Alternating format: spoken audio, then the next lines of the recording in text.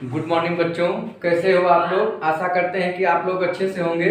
बच्चों, इस समय हम लोग रसायन विज्ञान का एक बहुत ही महत्वपूर्ण टॉपिक रिडक्स अपक्रिया के बारे में चर्चा कर रहे हैं, जिसमें ऑलरेडी हम इसका 2 पार्ट पढ़ा चुके हैं और वो दोनों पार्ट आप देखिएगा। बहुत ही महत्वपूर्ण चीजें, जैसे पहले पार्ट में हम आपको ऑक्सीकरण क्या है, अपचयन क्या है, ऑक्सीकारक क्या होते हैं, अपचायक क्या होते हैं। इसके बाद हमने उसी पार्ट में आणविक अपक्रिया और आयनिक अपक्रिया के बारे में चर्चा किया है। उस पार्ट को आप देखिएगा, पहला पार्ट, वो आपको इसके डिस्क्रिप्शन बॉक्स में हम डाल देंगे इस वीडियो में। और दूसरे पार्ट में हमने आपको बताया था कि ऑक्सीकरण संख्या क्या होती है, ऑक्सीकरण संख्या कैसे निकालते हैं, उसको निकालने के कौन कौन से नियम हैं, उनके बारे में हमने आपको बताया था। और उसके साथ साथ कुछ एग्जाम्पल्स भी हम आपको कराए थे सेकंड पार्ट में कि किस प्रकार से किसी भी यौगिक में किसी तत्व की ऑक्सीकरण संख्या हम कैसे निकालते हैं। तो सेकंड वाले पार्ट में हम कुछ शुरू कर दिए थे, उसमें चूंकि नियम भी बताए थे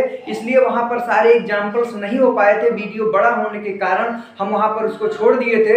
आज उसी सेकंड पार्ट को हम इस थर्ड पार्ट में अपने कंटिन्यू करते हैं और आज हम इस पार्ट में भी हम लोग ऑक्सीकरण संख्या को निकालने की कोशिश करेंगे। जो बातें जो एग्जाम में आपसे प्रश्न किए गए हैं, कोशिश किया जा रहा है कि वो सारे प्रश्न को यहाँ पर टेकअप किया जाए। आप कॉपी और कलम लेके बैठे और सारे एग्जाम्पल्स को आप साथ साथ नोट करते चलें, ताकि कहीं से कोई दिक्कत ना आने पाए, एक अच्छा सा नोट्स आपको मिले। तो आइए हम लोग ऑक्सीकरण संख्या निकाल रहे थे। तो ऑक्सीकरण संख्या में आज जो एग्जाम्पल हम लोग करेंगे वो भी बहुत ही महत्वपूर्ण है। आज पहला ही डाल रहे हैं आप, लेकिन उस कंटिन्यू उस वीडियो के सेकंड पार्ट में जो होगा उसके बाद आप संख्या डालिएगा। लेकिन ये पार्ट 3 है, इसलिए हम यहाँ पर इसका नंबर 1 डाल रहे हैं। एग्जाम्पल यहां पर हम लेंगे Na2H2O3 में Na2H2O3 में यश की ऑक्सीकरण संख्या, यश की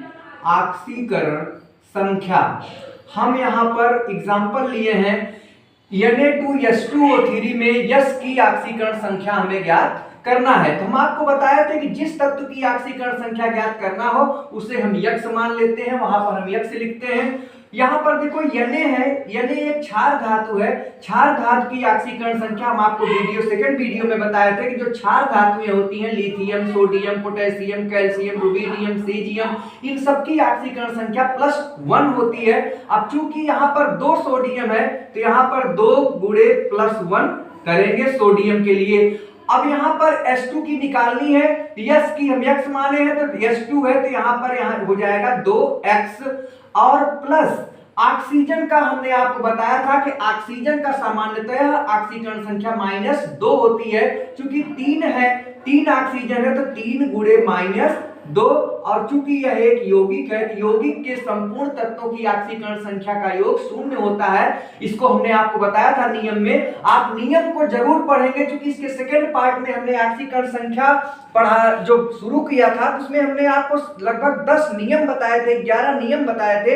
इसलिए वो सेकंड वाला पार्ट आपके लिए बहुत ही महत्वपूर्ण है। अगर आप वो सेकंड वाला पार्ट नहीं देखेंगे तो आपको ये थर्ड पार्ट समझ में नहीं आएगा। तो उसको पहले आप सेकंड वाला पार्ट जरूर देखिएगा। सेकंड वाले का लिंक इसके डिस्क्रिप्शन बॉक्स में आपको मिल जाएगा। अब इसको हम लोग सॉल्व करते हैं। ये हो जाएगा +2 + 2x, ये प्लस माइनस माइनस हो जाएगा, -6 बराबर 0। अब ये हो जाएगा 2x, अब ये -6 प्लस का 2 हो जाएगा -4 बराबर 0।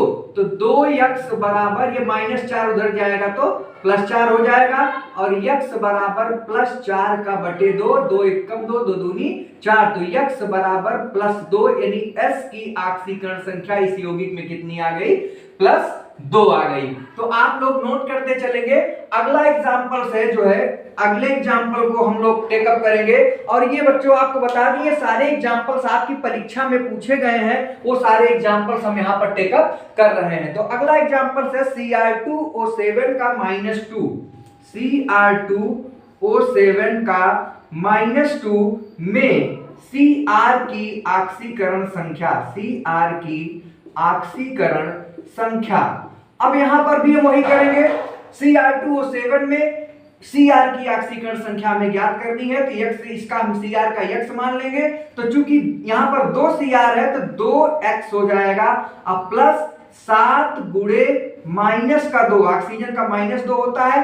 अब बराबर यहां पर जीरो नहीं करेंगे, हम आपको नियम में बताए थे कि अगर कोई आयन है, आयनिक यौगिक है, तो हम वहां पर सभी तत्वों के ऑक्सीकरण संख्या का योग करेंगे तो उस पर लगे आवेश के बराबर होता है। तो यहां पर 2 ऋणात्मक आवेश है तो यहां पर ऋण 2 हम लिखेंगे। यहां पर जैसे हम जीरो लिखे थे, क्योंकि यहां पर कोई आवेश नहीं दिख रहा था, लेकिन यहां पर चूंकि पूरे यौगिक पर हम 2 आवेश देख रहे हैं, इसलिए बराबर में -2 लिखेंगे। अब इसको हम कैलकुलेट करेंगे, ये हो जाएगा 2x, ये हो जाएगा प्लस माइनस माइनस का 14 बराबर -2। अब ये हो जाएगा 2x बराबर -2 और ये -14 इधर आएगा तो +14 हो जाएगा। तो 2x बराबर ये हो जाएगा माइनस प्लस का 12, तो x बराबर हो जाएगा प्लस का 12 बटे 2, तो 2 छंग 12, तो x बराबर आ गया बच्चों प्लस का 6। तो Cr की ऑक्सीकरण संख्या कितनी आ गई? प्लस का 6। अगर ये दिखाई नहीं पड़ रहा है, इसको हम थोड़ा आगे लिख देते हैं। मान लीजिए ज्यादा नीचे हो गया है, तो यहां से हम देख लें, यहां से इसको देख लें थोड़ा सा, ये इसको आगे कर देते हैं। तो 2x यहां लिख देते हैं, 2x बराबर -2 अब प्लस का 14 हो गया, तो 2x बराबर प्लस का 12 हो गया। तो x बराबर प्लस का 12 बटे 2, तो x बराबर प्लस का 6। यानी CrO7 में -2 में Cr की ऑक्सीकरण संख्या कितनी हो जाएगी? +6। आप लोग नोट करते चलेंगे।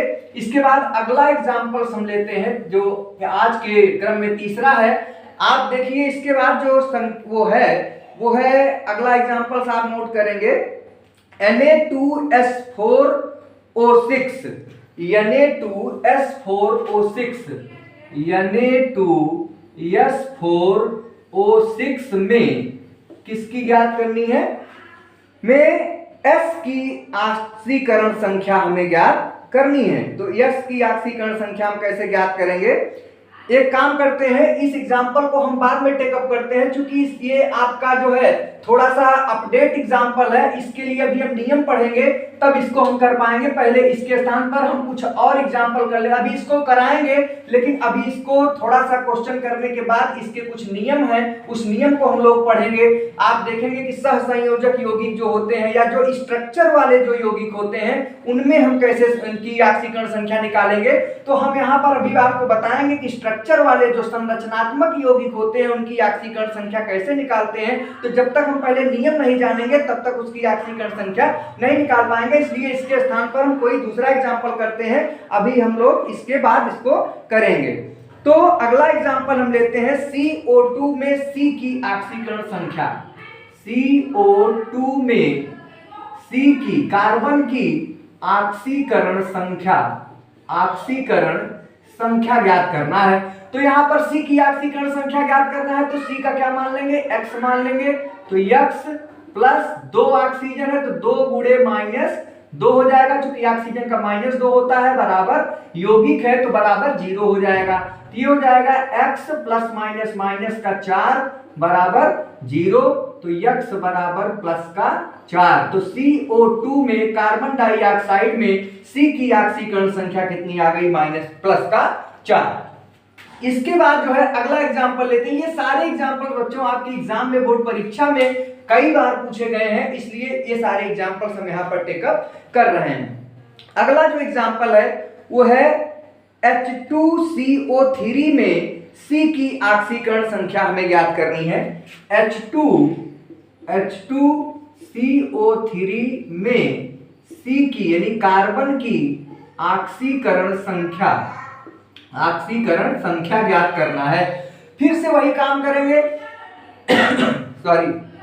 तो C की ऑक्सीकरण संख्या हम x मान लेंगे, क्योंकि हाइड्रोजन की +1 होती है तो 2 गुणे +1 हो जाएगा, 2 हाइड्रोजन है।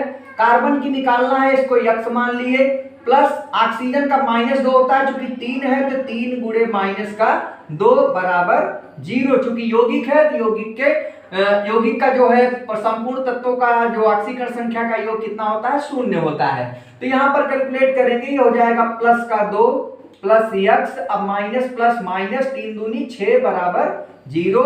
ये x माइनस का 6 प्लस का 2 तो माइनस का 4 बराबर 0, तो x बराबर प्लस का 4। तो यहाँ पर H2CO3 में x की यानी C की ऑक्सीकरण संख्या प्लस 4 आ गई।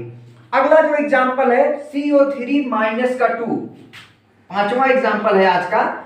CO3 माइनस का 2 में C की, यहां पर भी कार्बन की ऑक्सीकरण संख्या हमें ज्ञात करनी है, ऑक्सीकरण संख्या। तो C की फिर हम x मान लेंगे, तो यहां पर हो जाएगा x प्लस ऑक्सीजन की -2 होती है, चूंकि 3 ऑक्सीजन है तो 3 गुणे -2। अब यहां पर बराबर कितना लिखेंगे, माइनस का 2, चूंकि 2 माइनस लगे हैं तो आयन है, तो आयन इसको आगे लिखेंगे। तो यहां पर क्या हो जाएगा, x प्लस माइनस माइनस का 6 बराबर माइनस का 2। अब ये हो जाएगा x बराबर माइनस का 2, ये इधर माइनस का 6 इधर जाएगा तो प्लस का 6 हो जाएगा, तो x बराबर प्लस का 4। तो CO3 माइनस 2 में x यानी C की ऑक्सीकरण संख्या प्लस 4 होगी। आप लोग इसका एक स्क्रीनशॉट ले लीजिए, तो आगे भी कुछ क्वेश्चंस हैं उसको हम लोग कर लेते हैं। आप लोग इसको स्क्रीनशॉट लेते चले, एक अच्छा सा नोट्स आप बना सकते हैं ताकि आपको कोई दिक्कत ना हो, और कोशिश यही रहेगी किसी नोट्स से आपके एग्जाम में सारे के सारे प्रश्न यहीं से फंस जाएंगे। तो आप इसको लिखते चलिए, इसका एक स्क्रीनशॉट ले लीजिए। चलिए अब इसके बाद हम लोग अगला क्वेश्चन करेंगे।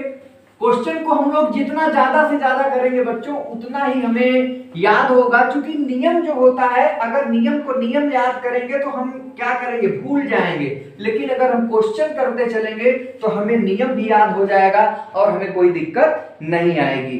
तो अगला क्वेश्चन है H2C2O4। अगला एग्जांपल है H2C2O4 में यहां पर भी कार्बन की C की ऑक्सीकरण संख्या ज्ञात करनी है। चलिए इसमें भी वही करेंगे, C की ज्ञात करनी है, इसका x मान लेंगे। H का क्या है, +1 है तो 2 गुणे +1 प्लस यहां पर 2C है तो 2x कर देंगे, प्लस 4 ऑक्सीजन है तो 4 गुणे माइनस का 2 बराबर 0। अब इसको सॉल्व करेंगे, हो जाएगा प्लस का 2 plus 2x plus minus minus 4 दूनी 8 बराबर 0। अब ये हो जाएगा 2x प्लस 2 माइनस 2, हो जाएगा माइनस का 6 बराबर 0। तो 2x बराबर, ये माइनस 6 इधर जाएगा तो प्लस 6, तो x बराबर प्लस 6/2, तो x बराबर प्लस का 3। कहने का मतलब H2C2O4 में C की ऑक्सीकरण संख्या प्लस 3 आएगी। अगला क्वेश्चन जो है वह है NH3 में N की ऑक्सीकरण संख्या। आप नोट भी करते चलेंगे साथ साथ। NH3 में N की, नाइट्रोजन की ऑक्सीकरण संख्या, ऑक्सीकरण संख्या।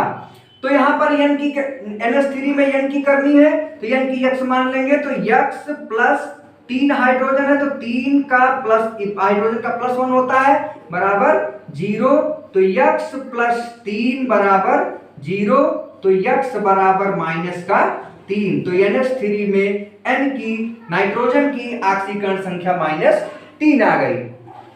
अगला जो क्वेश्चन है वो हम लोग पढ़े थे जब नियम हम आपको पढ़ा रहे थे, तो उसमें हमने आपको बताया था कि जो ऑक्सीजन की ऑक्सीकरण संख्या जो होती है वो सामान्य रूप से -2 होती है, आप देख रहे हैं। लेकिन पराक्साइडों में हमने नियम बताया था, इसीलिए कहते हैं इसका सेकंड पार्ट आप जरूर पढ़ लीजिएगा। अगर सेकंड पार्ट में आप नहीं अगर उसको देखेंगे तो आप नियम नहीं जान पाएंगे और ऑक्सीकरण संख्या जीवन में निकाल नहीं पाएंगे, इसलिए सेकंड पार्ट जरूर जरूर जरूर देख लीजिएगा। तो उसमें हमने आपको बताया था कि ऑक्सीजन की जो ऑक्सीकरण संख्या होती है वो सामान्य रूप से -2 होती है, लेकिन पराक्साइडों में -1 होती है और सुपर ऑक्साइडों में -1/2 होती है। और एक यौगिक आपको हम बताए थे OF2 में ऑक्सीजन की जो है ऑक्सीकरण संख्या +1 होती है। तो आइए OF2 में हम निकाल लेते हैं, देखते हैं क्या आती है +1। OF2 में O की, ऑक्सीजन की ऑक्सीकरण संख्या, चूंकि ये अपवाद है तो यहाँ पर हम इसको जरूर देखेंगे, एग्जाम में पूछ लिया जाता है और जल्दबाजी में लोग ऑक्सीजन को गलत करके चले जाते हैं। तो यहाँ पर O की ऑक्सीकरण संख्या कितनी मान लेंगे, X मान लेंगे, X प्लस, अब फ्लोरीन की ऑक्सीकरण संख्या हमने आपको बताया था -1 होती है, तो 2 है तो 2 का -1 बराबर 0, तो x माइनस 2 बराबर 0 और ये हो जाएगा x बराबर -2, इधर जाएगा तो +2 आ जाएगा। अभी हम आपको शायद बता दिए थे +1, लेकिन वो सारी गलती हो गई थी। तो OF2 में जो O की ऑक्सीकरण संख्या कितनी आ जाएगी, +2 आ जाएगा। अगर आप ऐसे देखेंगे तो ऑक्सीजन की ऑक्सीकरण संख्या सामान्य रूप से, हम आपको बताए थे कि सामान्य रूप से -2 होती है, पर ऑक्साइडों में -1 होती है और सुपर ऑक्साइडों में -1/2 होता है, ओजोनाइड में -1/3 होता है और OF2 में +2 होता है। आप ये ध्यान से याद रखेंगे, ये बातें आप जीवन में नहीं भूलेंगे, नहीं तो दिक्कत हो जाएगी। तो आप ये देख रहे हैं कि OF2 में ऑक्सीजन की जो ऑक्सीकरण संख्या आ रही है कितनी आ रही है, +2 आ रहा है। इसका एक स्क्रीनशॉट ले लीजिए। इसके बाद हम लोग कुछ सहसंयोजी यौगिक और उप सहसंयोजी यौगिकों के बारे में हम लोग जो अभी संरचनात्मक, जो कभी कभी संरचना दे देते हैं, कोई यौगिक रहता है उसकी संरचना दे देंगे या हम उस यौगिक को देख के जानेंगे कि ये संरचनात्मक यौगिक है, उनकी ऑक्सीकरण संख्या हम कैसे निकालेंगे, तो उसमें कुछ नियम है, उसको हम लोग जानेंगे। ये स्क्रीनशॉट आप ले लीजिए। चलिए अब हम लोग एक नया, इसी ऑक्सीकरण संख्या में एक नई बात को पढ़ेंगे। आप लोग ध्यान से पढ़िए, देखिए, लिखते भी चलिए, सारी बात को समझते चलिए। तो अगला जो है वो ये है कि सहसंयोजक यौगिकों की ऑक्सीकरण संख्या ज्ञात करना। हेडिंग बना लें, सहसंयोजक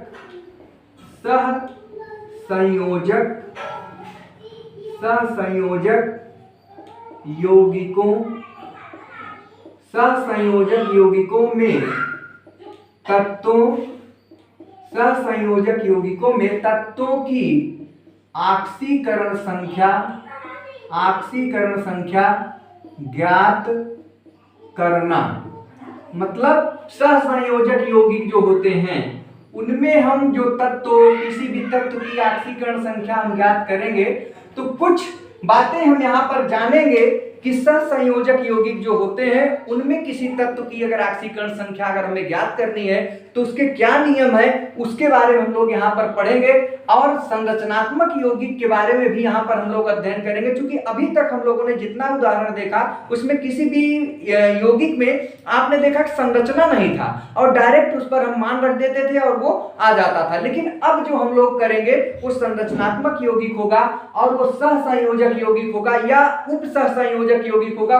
इसी में उसको भी हम लोग देख लेंगे, उप सहसंयोजी यौगिक में, कि किस प्रकार से सहसंयोजक यौगिक में या उप सहसंयोजक यौगिक में अगर किसी तत्व की ऑक्सीकरण संख्या हमें ज्ञात करनी है तो हम क्या करते हैं, किस प्रकार से उसको हम ज्ञात करेंगे, उसके कुछ नियम के बारे में हम जानेंगे।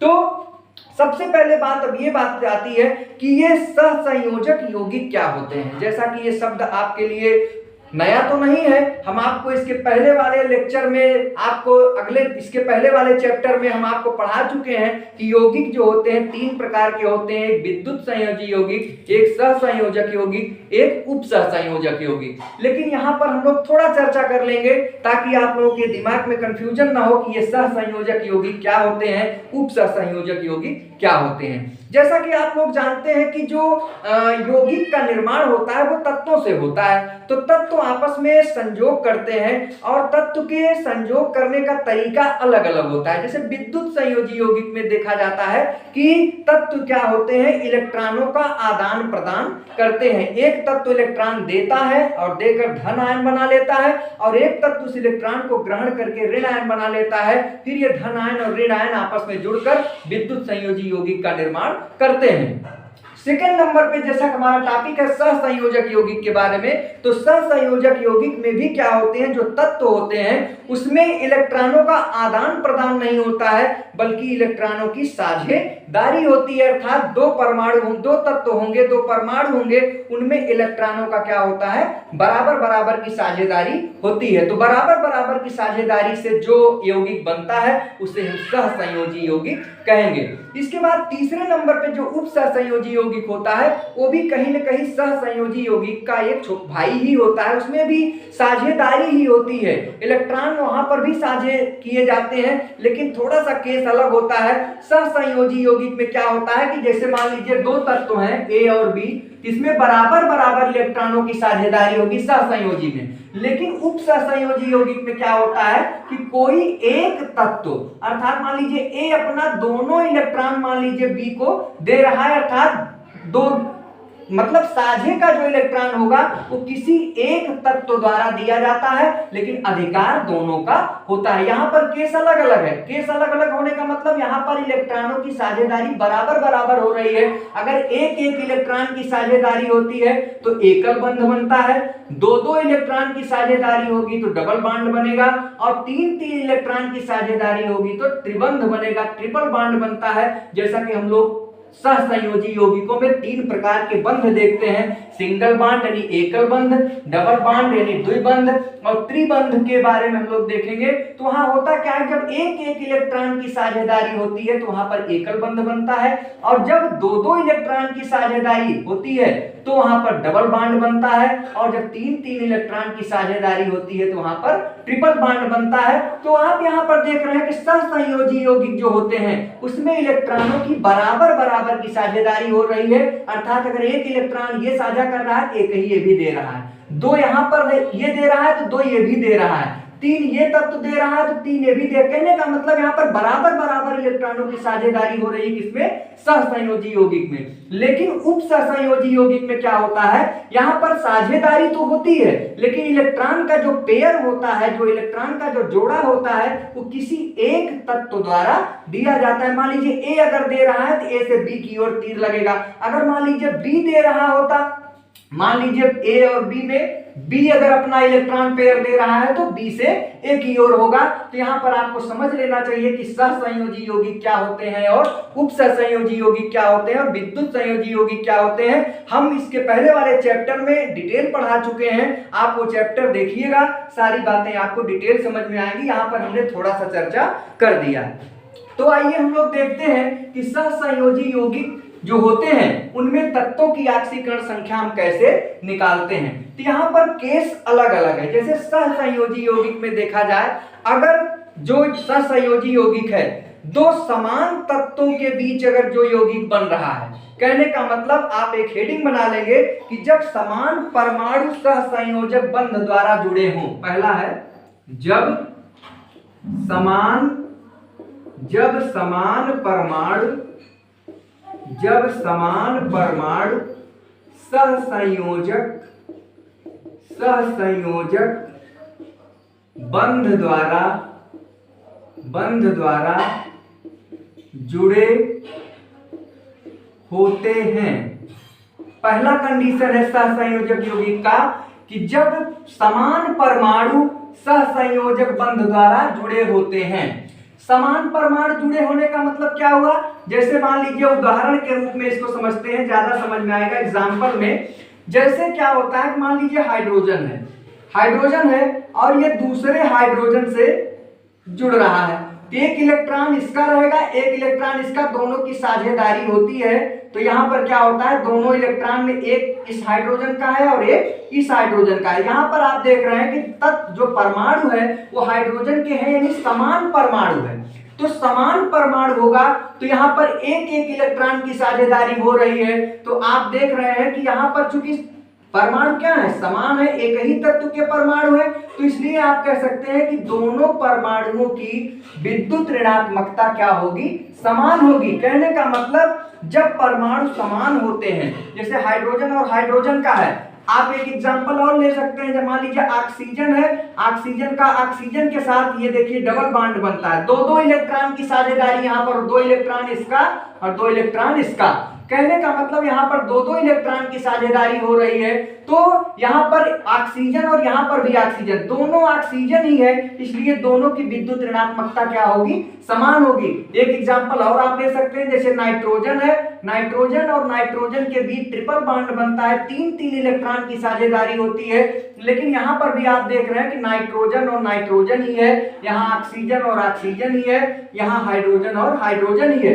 बॉन्ड भले एकल बंध, द्विबंध, त्रिबंध बन रहे हैं, यहाँ पर एक एक इलेक्ट्रॉन की साझेदारी, यहाँ पर दो दो इलेक्ट्रॉन की साझेदारी, यहाँ पर तीन तीन इलेक्ट्रॉन की साझेदारी, लेकिन बात यहाँ पर यह है कि यहाँ पर परमाणु क्या है, समान है। तो समान परमाणुओं के बीच जो ये यहाँ पर भी सहसंयोजक बंध बन रहा है, चूंकि साझा हो रहा है, यहाँ पर भी सहसंयोजी बंध बन रहा है, यहाँ पर भी सहसंयोजी बंध बन रहा है, साझे द्वारा ही ये बंध बन रहा है, लेकिन यहाँ पर बात ये हो रही, जो परमाणु है वो समान है, अर्थात समान होने के कारण इनकी विद्युत ऋणात्मकता दोनों की समान होगी, इनकी भी समान होगी और इनकी भी समान होगी। तो ऐसी स्थिति में चूंकि विद्युत ऋणात्मकता समान होती है, इसलिए इसकी भी ऑक्सीकरण संख्या 0 होगी, इसकी भी ऑक्सीकरण संख्या 0 होगी, इस ऑक्सीजन की भी 0 होगी, इसकी भी 0, इस नाइट्रोजन की 0, इसकी 0। तो कहने का मतलब एक बात यहां पर निकल के आता है कि जब समान परमाणु सहसंयोजक बंध द्वारा जुड़ते हैं तो उन परमाणुओं की ऑक्सीकरण संख्या कितनी होती है, 0 होती है। इस बात को आप लोग दिमाग में रखिए, और 0 इसलिए होती है क्योंकि विद्युत ऋणात्मकता क्या होती है, दोनों की समान होती है, इसलिए जो साझे का जो इलेक्ट्रॉन होता है वो एकदम बीचों बीच होता है, अर्थात ना तो इधर जा पाता है ना इधर। कहने का मतलब कि इसमें कोई भी विद्युत ऋणी ज्यादा होता तो साझे के इलेक्ट्रॉन को अपनी ओर खींच लेता, और अपनी ओर खींचने के कारण उस पर आंशिक रूप से ऋणावेश आ जाता, और जिधर से जाता उधर आंशिक धनावेश आ जाता। तो वहां पर बात इसके बाद वाले पॉइंट में हम लोग करेंगे, लेकिन पहली बात हमने यहाँ पर देखा कि जब समान परमाणु सहसंयोजक बंध द्वारा जुड़ते हैं तो वहां पर क्या होता है कि दोनों परमाणुओं की चूंकि समान है, विद्युत ऋणात्मकता समान है, इसलिए इनकी ऑक्सीकरण संख्या क्या होगी, 0 होगी। इस बात को आप याद रखेंगे। सेकेंड पॉइंट आप देखिए यहां पर, जब असमान परमाणु सहसंयोजक बंध द्वारा जुड़े होते हैं, अगला जब असमान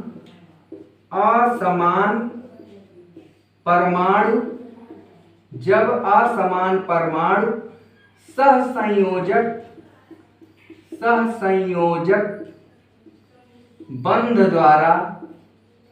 सहसंयोजक बंध द्वारा जुड़े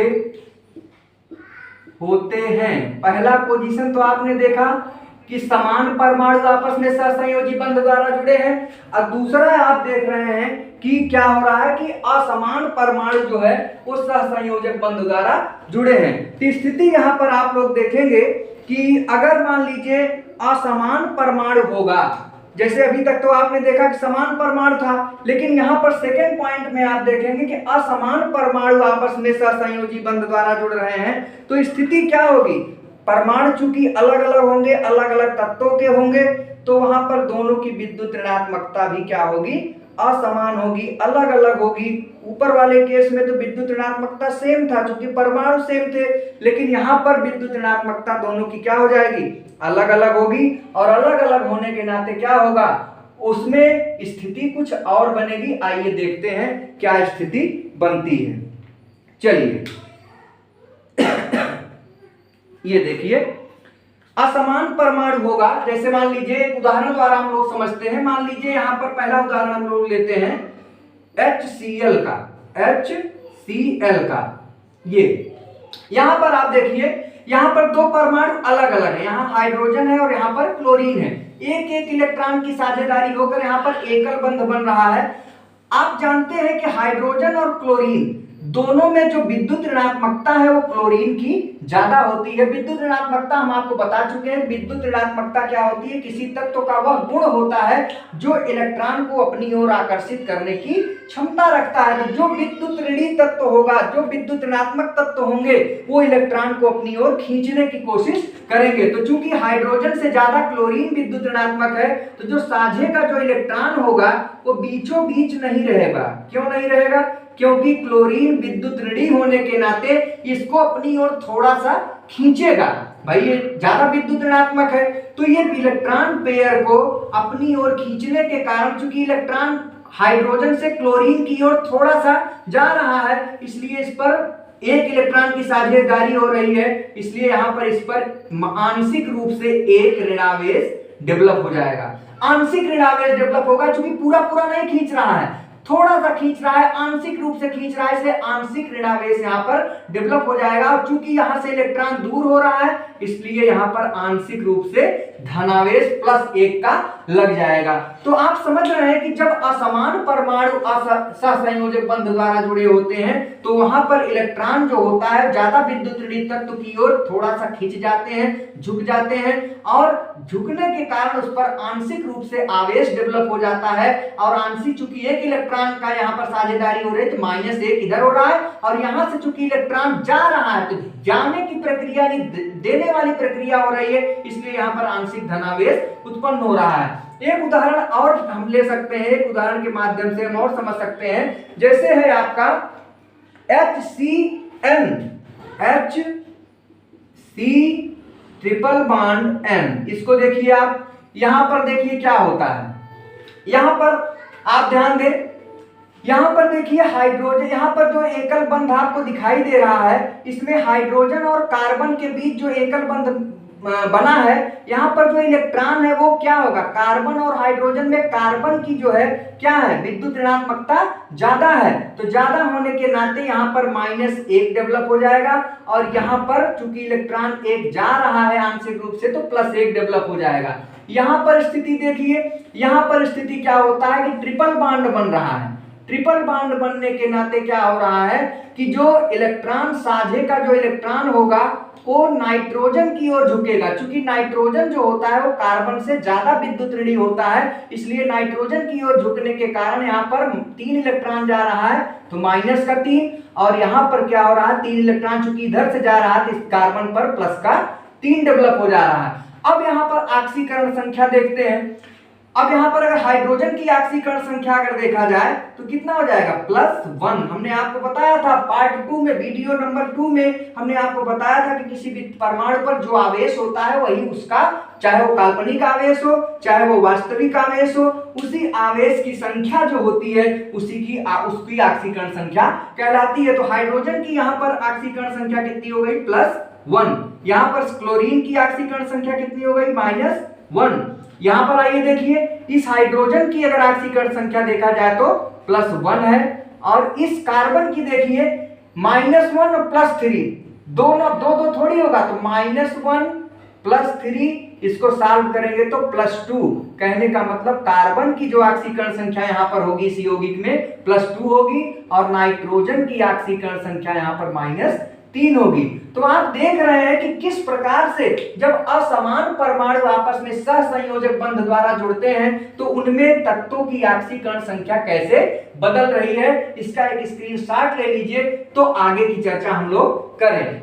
अब कुछ उप सहसंयोजी यौगिकों के बारे में नियम जान लीजिए। तो सहसंयोजी यौगिक का नियम था, इसको आप लोग अच्छे से देखेंगे, एकदम याद करके रखेंगे, दिमाग में बैठाएंगे कि इसमें कुछ है नहीं कि अगर सहसंयोजक यौगिक समान परमाणुओं के मध्य बन रहा है तो उनकी विद्युत ऋणात्मकता चूंकि समान होगी, चूंकि समान होने के कारण विद्युत ऋणात्मकता समान होगी, इसलिए इलेक्ट्रॉन का जो साझेदारी का जो इलेक्ट्रॉन होगा एकदम बीचों बीच होगा, वो ना उधर जा पाएगा ना उधर, यानी विद्युत ऋणात्मकता समान होने के कारण वो बीच में रहेगा, इसलिए कोई आवेश यहां पर नहीं डेवलप हो रहा है, अतः इनकी ऑक्सीकरण संख्या आप देख रहे हैं 0 हो रही है। लेकिन यहां पर जब असमान परमाणु सहसंयोजक बंध द्वारा जुड़ रहे हैं तो आप देख रहे हैं कि जो अधिक विद्युत ऋणी तत्व है वो इलेक्ट्रॉन, साझे के इलेक्ट्रॉन को आंशिक रूप से अपनी ओर खींचने के कारण उस पर चार्ज डेवलप हो जा रहा है। जैसा कि आप यहां देख रहे हैं कि अलग अलग तत्वों में चार्ज डेवलप होने के कारण उनकी संयोजकता भी बदल रही है, उनकी ऑक्सीकरण संख्या भी बदल रही है। तो इसका एक स्क्रीनशॉट ले लीजिए।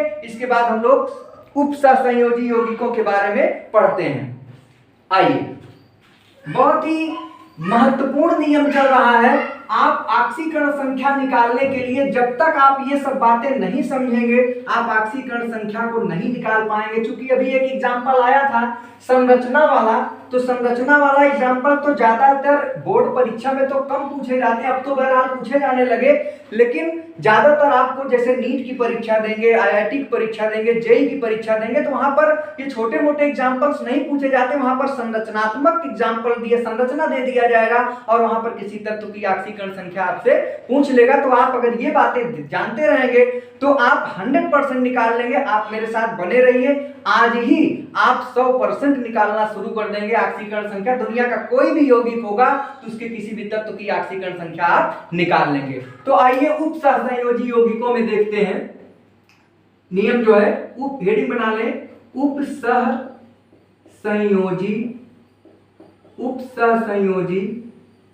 यौगिकों में किसी तत्व की ऑक्सीकरण संख्या ज्ञात करना। अभी तक हम लोगों ने सहसंयोजी यौगिकों में देखा, अब हम लोग उप सहसंयोजी यौगिकों में देखेंगे कि किस प्रकार से उप सहसंयोजी यौगिकों में हम ऑक्सीकरण संख्या तत्वों की ज्ञात करते हैं। यहां पर अभी हमने आपको बताया था कि उप सहसंयोजी यौगिक जो होते हैं वहां पर भी इलेक्ट्रॉन की साझेदारी से ही बनता है, लेकिन साझे का इलेक्ट्रॉन यहां पर कोई एक परमाणु दूसरे को देता है, यानी दोनों साझे का इलेक्ट्रॉन किसी एक का होता है लेकिन दोनों का बराबर बराबर उस पर हिस्सा होता है। तो जो परमाणु देता है उधर से तीर जाता है जिधर जिसको देता है। हमने आपको बताया था, जैसे मान लीजिए ए परमाणु है, अगर अपना इलेक्ट्रॉन पेयर बी को दे रहा है तो ऐसे बन जाएगा। अब मान लीजिए अगर बी दे रहा है ए को, तो आप देख इस तरीके से बन जाएगा, अर्थात जिधर की ओर तीर रहेगा, ये आप जानिएगा, जैसे यहाँ पर तीर इधर है, यहाँ उप सहसंयोजी बंध में ऐसे तीर बना रहेगा। आप देख लेंगे, अभी हम स्ट्रक्चर आपको दिखाएंगे कि वहां पर जहां पर ये चित्र आपको तीर दिखाई दे तो आप जान लीजिए वहां पर कैसा बंध बन रहा है, उप सहसंयोजी बंध बन रहा है। तो जिधर की ओर तीर रहता है इसका मतलब यहाँ ये जो इलेक्ट्रॉन का जोड़ा है ये किसका दिया हुआ है, यहाँ पर ए से दिया गया है, और यहाँ पर इलेक्ट्रॉन का जोड़ा किसको दिया है, बी ने किसको दिया है, ए को दिया है। दिया नहीं है बल्कि दोनों का बराबर बराबर अधिकार है, लेकिन ये पूरा पूरा अपना किया है। यहाँ पर आप एक उदाहरण, आप एक व्यवहारिक उदाहरण भी दे सकते हैं। जैसे मान लीजिए आप कोई बिजनेस कर रहे हैं, बिजनेस कभी कभी दो प्रकार से होता है। मान लीजिए आप दो लोग पार्टनर हो, दोनों लोग पार्टनर में अपना एक बिजनेस चला रहे हो, तो मान लीजिए कोई 1 लाख का बिजनेस आप कर रहे हो तो 50,000 आप दे रहे हो, 50,000 आपका दोस्त दे रहा है, और दोनों लोग लगा के जब आप बिजनेस करते हैं तो उसमें जो फायदा होता है वो बराबर बराबर आप लोग बांटते हैं। कभी कभी स्थिति क्या होती है कि मान लीजिए आप पैसे वाले हैं, आपका दोस्त कमजोर है, पैसे से कम है उसके पास, और लेकिन वो मेहनत करता है, तो आपने कह दिया देखो भाई ऐसा है कि पैसा चलो हम पूरा लगा दे रहे हैं, आप और हम दोनों लोग बिजनेस करेंगे, पैसा हमारा रहेगा, जो फायदा होगा आधा आधा बांट लेंगे। तो यहाँ पर पैसा क्या लग रहा है, आपकी तरफ से लग रहा है, लेकिन जो फायदा हो रहा है वो दोनों को मिल रहा है। तो उप सहसंयोजी बंध में वही होता है कि इलेक्ट्रॉन की साझेदारी तो होती है, लेकिन जो साझे का जो इलेक्ट्रॉन होता है किसी एक परमाणु द्वारा दिया जाता है। तो यहाँ पर ये बातें हम आपको इसके पहले वाले चैप्टर में हम आपको बताए हैं, उसको आप देख लीजिएगा। यहाँ पर थोड़ी थोड़ी बातें हम आपको बता रहे हैं। तो उप सहसंयोजी यौगिकों में किसी तत्व की ऑक्सीकरण संख्या हम कैसे ज्ञात करेंगे। इसका पहला पॉइंट है, आप लिखेंगे कि जब उप सहसंयोजी बंध की दिशा, क्या होगा कि जब उप सहसंयोजी बंध की दिशा अधिक विद्युत ऋणात्मक वाले तत्व की ओर होता है तो क्या होता है। एक हेडिंग बना लें, जब हेडिंग क्या से पॉइंट वाइज लिखते चले, जब उप सहसंयोजी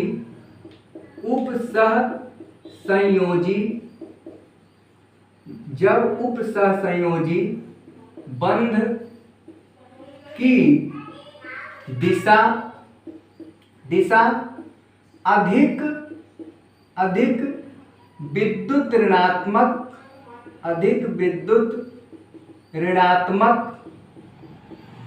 अधिक विद्युत ऋणात्मक तत्व की ओर, अधिक विद्युत ऋणात्मक तत्व की ओर होता है। जब उप सहसंयोजी बंध की दिशा अधिक विद्युत ऋणात्मक तत्व की ओर होता है तो उस स्थिति में क्या करते हैं, आप एक एग्जाम्पल के माध्यम से समझें कि ऐसी स्थिति में एक एग्जाम्पल देखें। HNO3 का एक एग्जाम्पल लेते हैं।